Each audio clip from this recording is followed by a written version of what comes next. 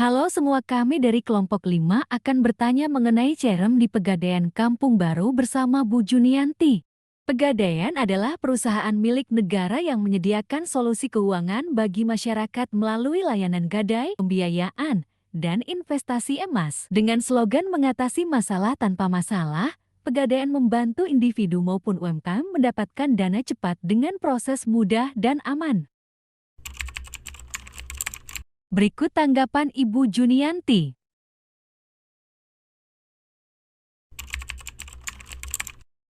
Diawali itu dari senyum. Ketika nasabah datang, kita welcome-nya harus senyum. Itu yang utama kalau menurut saya ya, karena ketika kita nasabah datang terus kita menyambut dengan senyum, mereka pasti akan memilih ke kita. Mau bertanya apapun pasti mereka akan ke kita. Kalaupun nih misalkan ada nasabah yang datang yang tadinya mau marah, ngelihat kita menyambut mereka dengan welcome dengan senyuman, itu pasti nggak akan jadi marah. Percaya deh, karena aku udah pernah ngalamin yang begitu gitu kan. Ketika nasabah itu marah karena ada barang yang terlelang, mereka udah semarah itu gitu. Mulai dari masuk karena niatan mereka tuh udah aku mau marah nih gitu kan, ke kantor ini aku mau marah gitu loh. Tapi ketika kita datang dengan bawa senyuman, kenapa Pak, ada yang bisa dibantu, kenapa Bapak marah, itu pasti mereka akan yang tadinya emosinya itu sekitar 90 sampai 120%, itu bisa turun jadi 60%. Dan secara tidak langsung mereka akan menjelaskan ke kita apa sih kronologis kok bisa sih nasabah itu sampai marah begitu, dan mereka pasti akan menceritakan itu kalau kita datang dengan senyum gitu. Jadi kalau saya bilang yang utama ketika kita berhadapan dengan nasabah itu dipastikan kalian harus tersenyum dengan sangat manis. Sebenarnya lebih enak mempertahankan yang lama, karena kenapa?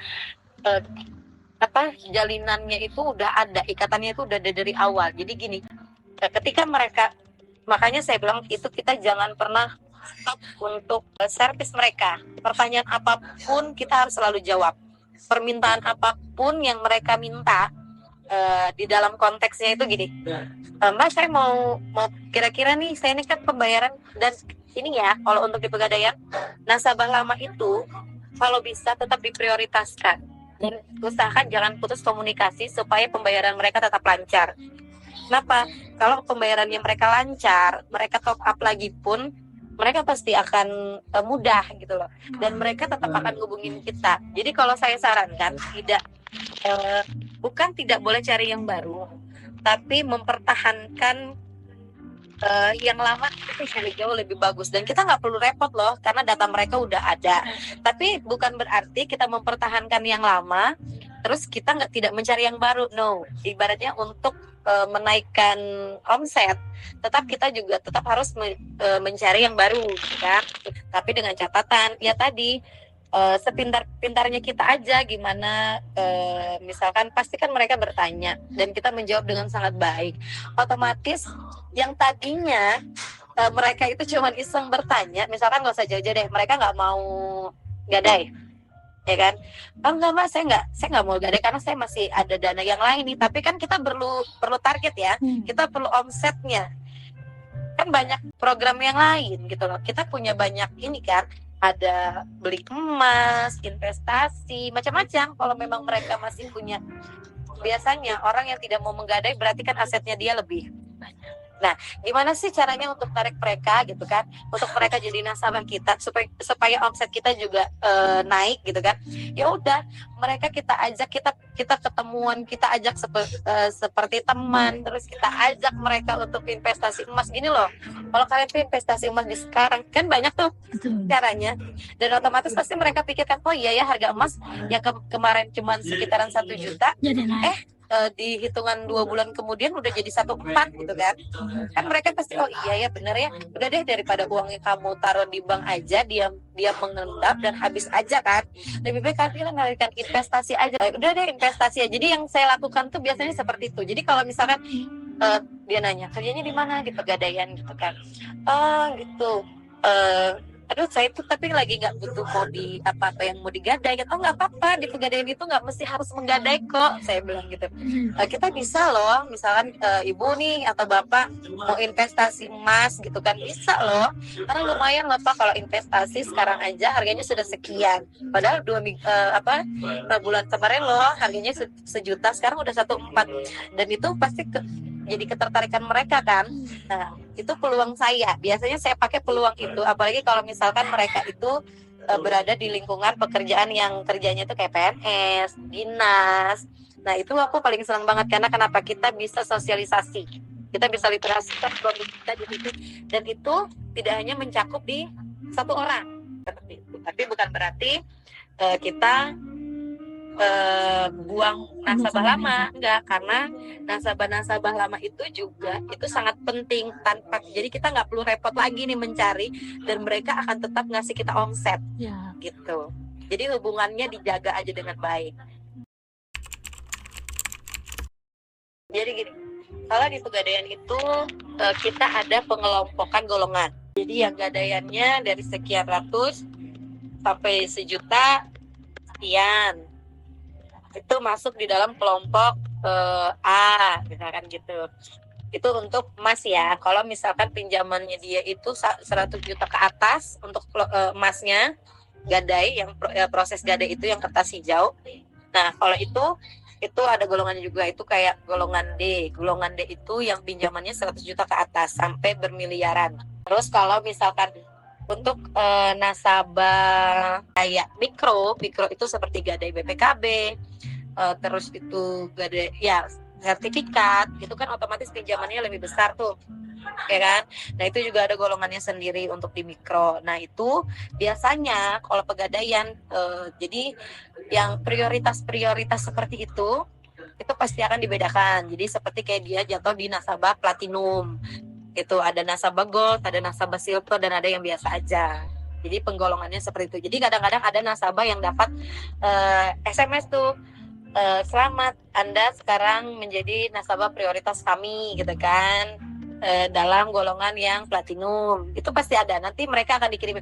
Jadi semakin sering nasabah itu transaksi dengan jumlah yang besar, itu akan dapat, meskipun dia jumlahnya kecil tapi dia rutin nih. Misalkan dalam hitungan, kan ada tuh yang kalau kita lihat dia biasa-biasa aja, gadaiannya paling 500, sejuta, 500, sejuta, tapi mereka rutin hitungan dalam setiap bulan itu bisa sampai 7 kali, 8 kali gadai, ada tuh Mbak.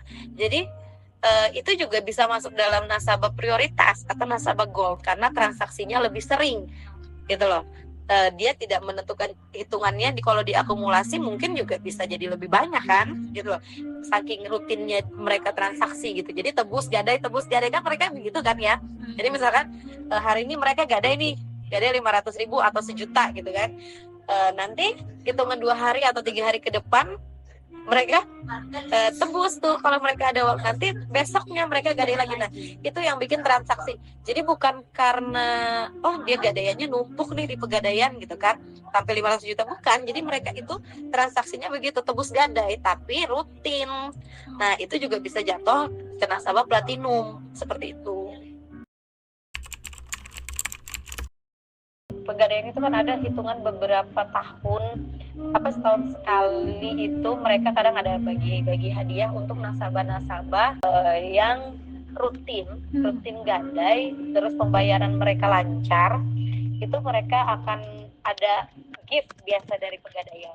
Makanya kalau yang undian-undian besar yang untuk seluruh pegadaian se-Indonesia itu ada yang dapat mobil, tapi kalau untuk yang per cabang itu mereka ada yang dapat logam mulia, pokoknya macam-macam Mbak, tergantung cabang pegadaiannya masing-masing. Kadang-kadang nasabah prioritas itu, nah kalau misalkan nih mereka udah rutin terus pembayaran lancar gitu kan, kayak gadai emas itu biasa ada gadai peduli itu tidak ada bunga sama sekali, itu 0%, itu seperti itu. Cuman itu dikasihnya hanya nasabah-nasabah prioritas. Ya, meskipun kadang dia platinum, tapi itu belum tentu bisa dapat itu Mbak. Jadi tergantung dari pihak pegadaiannya lagi gitu. Jadi kalau untuk di Pegadaian, setiap transaksi kan wajib harus menggunakan KTP, nomor telepon, supaya enak dihubungin. Ketika barang yang mereka lelang itu jatuh tempo, otomatis itu tidak terlelang, gitu kan. Nah, untuk menjaganya, mereka itu jadi dia tidak keterkaitan dengan mana-mana pun, kayak bank atau apa. Memang dia kan sekarang di bawah naungan perbankan, gitu kan, dan diawasi oleh OJK. Tapi untuk data mereka punya safety sendiri. Makanya kenapa nasabah Pegadaian itu tidak pernah lari ke konsumennya bank, kecuali karyawan yang pernah kerja di Pegadaian itu berhenti dan masuk ke perusahaan lain seperti perbankan. Nah, itu baru mereka bisa menawarkan produknya mereka gitu loh. Jadi bukan dari Pegadaian yang menyebarkan data, tapi dari oknumnya gitu. Karena database itu kan rahasia perusahaan ya, karena perusahaan tidak akan pernah mau membagi, karena kan itu nasabah mereka gitu loh. Jadi kalau lari ke finansial lain kan itu agak riskan kan, ibaratnya itu memutus rezeki Pegadaian sendiri berarti. Jadi kalau untuk promosi itu memang kita ada menggunakan Instagram, ada menggunakan, tapi itu bersifat global. Tapi kalau misalkan untuk per cabang masing-masing itu biasanya dari bagian penjualannya masing-masing. Jadi lewat sosial media. Bagaimana caranya mereka untuk dapatkan omset. Tapi kalau untuk dari cabang sendiri, per cabang itu mereka biasa jarang. Jadi mereka berdasarkan ada tugas dari kayak BPO-nya aja, atau bagaimana, atau player, atau mereka bagi di jalan, atau mereka kanvasin turun ke pasar, biasanya sih kayak gitu. Tapi kalau untuk yang globalnya, memang mereka pakai sosial media seperti Instagram, TikTok, FB, memang ada. Cuman beda dengan yang suka ini ya, kan ada juga tuh apa sih, kayak Instagram tapi bukan punya Pegadaian gitu, tapi mereka menjual juga barang-barang Pegadaian, mengatasnamakan Pegadaian, tapi itu kan jatuhnya penipuan ya. Memang ada. Jadi kalau bisa langsung ke akun resminya ini aja, Pegadaian langsung. Dan untuk nasabah yang mau membeli kayak LN tapi malas ke kantor, harus antri dan sebagainya, itu bisa lewat Pegadaian digital. Jadi mereka bisa ngecek di situ, mereka mau beli emas di situ, itu bisa langsung di situ. Kalau dibilang efisiensinya itu berjalan atau tidak, itu berjalan. Hanya saja tidak semua masyarakat itu welcome gitu loh. Sebenarnya gini, kalau saya sih sebenarnya lebih suka dengan adanya Pegadaian digital. Cuman nasabah itu lebih nyaman datang ke kantor sih sebenarnya mereka. Karena kan Pegadaian itu berjamur kan di Indonesia ini, nggak usah jauh-jauh, di balik papan aja. Untuk Kampung Baru aja mereka itu ada sekitaran 6 atau 7 outlet. Itu hanya Kampung Baru, Mbak. Belum lagi yang Gunung Sari itu punya berapa outlet gitu loh. Dia banyak. Jadi untuk kalau ditanya kondusif nggak dengan penggunaan ini, itu ini nggak. Kalau saya bilang sebenarnya tergantung dari oknumnya masing-masing ya. Kalau memang mereka mau pakai Pegadaian digital ya silahkan gitu. Tapi kalau ditanya, mereka lebih tenang langsung ke kantor karena lebih gampang dan lebih dekat gitu loh, Mbak. Maksudnya mereka tanpa harus ngutang-ngatik handphone lagi. Mereka tinggal duduk ngantri gitu kan, langsung kasih, udah nunggu lagi gitu loh. Jadi maksudnya dia nggak perlu ribet-ribet harus apa sih cari lagi. Kebanyakan seperti itu sih nasabah itu. Tidak semua kan masyarakat itu paham dengan digital gitu loh. Dan mereka apalagi kayak ibu-ibu. Kalau untuk database itu sih nggak ada hambatannya. Ya normalnya aja, karena ya itu tadi kita nggak pernah pakai database-nya kantor. Jadi memang benar-benar untuk kayak marketingnya itu semua turun mencari yang baru. Dan kalaupun misalkan ada nasabah yang sudah terdaftar di Pegadaian, kalau mereka berhubungan dengan BPO-nya, ya silahkan gitu loh, monggo, tidak ada larangan dari kami. Jadi tetap berjalan seperti adanya aja, tapi tidak pernah, oh ini ada database dari ini tuh enggak sih. Kalaupun ada, paling cuma untuk ini silahkan di follow up gitu kan. Tapi hampir rata-rata mereka tidak pernah mau follow up itu gitu loh. Itu jadi memang tetap sih kayak nasabah yang dia udah terdaftar nih gitu kan, tapi mereka mau top up, nah itu kan mereka datang ke kantor tuh, nah itu yang mereka follow up. Jadi tanpa harus ngecek dulu siapa ya, database yang mana yang mau kita hubungi tuh enggak sih. Kalau saya lihat hampir nggak pernah mereka seperti itu gitu loh, kecuali yang barang lelangannya udah mau jatuh tempo itu baru diteleponin. Itu tadi canvassing. Jadi kita canvassing, kita turun ke pasar-pasar, kita turun ke Gojek, kita turun ke warung-warung. Terus ada ibu-ibu yang gadai duduk di cabang, misalkan di kantor, itu kita deketin. Nah, mereka jadi untuk dapat pelanggan tuh deketin. Misalkan mereka datang ke kantor cuman gadaian emas gitu kan. Nanti dari pihak BPO datangin tuh nanyain, Bu, kita bisa loh Bu, gadai lewat BPKB aja, jadi emasnya masih bisa Ibu pegang gitu kan, Ibu masih bisa pakai, emasnya masih Ibu bisa pamer gitu kan, jadi untuk ininya masih Ibu bisa pegang gitu loh. Kan BPKB kan cuma tersimpan di dalam ini ya, dalam berangkas kan hitungannya, dan itu nggak bisa dipamer kan kalau kita pergi ke undangan gitu loh. Ya udah Bu, emasnya dipakai, BPKB-nya aja yang digadai. Nah, jadi pintar-pintarnya dari pihak marketing aja sih sebenarnya gitu kan. Pasti ibu-ibu, oh iya ya benar ya, kalau kita ke undangan kan jadi emas kita masih kita pegang, ya udah deh BPKB aja gitu ya masuk. Nah biasanya seperti itu, dan kita dapat nasabah baru kan, berarti dengan produk yang berbeda. Nah ini kita lagi mau proses program seperti Pegadaian Digital, tapi lebih ke bisa gadai emas sendiri gitu kan, dengan taksiran sendiri di situ gitu kan. Terus nanti uangnya barang penyerahan di kantor gitu kan. Terus kita bisa ini apa namanya, kita bisa ngecek nih kita bisa dapat berapa. Nah itu lagi diproses. Terus ada juga program yang mau dibikin kayak kita bisa gadai di mana aja gitu kan, maksudnya kita bisa tebus barang kita di mana aja gitu kan, atau ngambil kelebihan uang gadaian yang sudah terlelang. Selama ini kan hanya bisa di tempat kita lelang, misalkan kita lelangnya di Kampung Baru gitu kan, dan itu cuma bisa diambil di Kampung Baru uang kelebihannya gitu kan kalau sudah terlelang.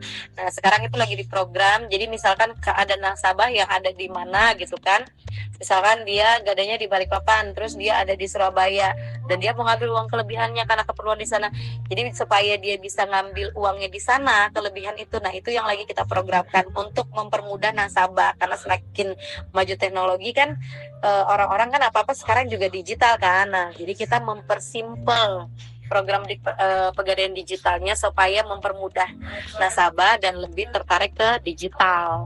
Ini lagi dalam proses sebenarnya.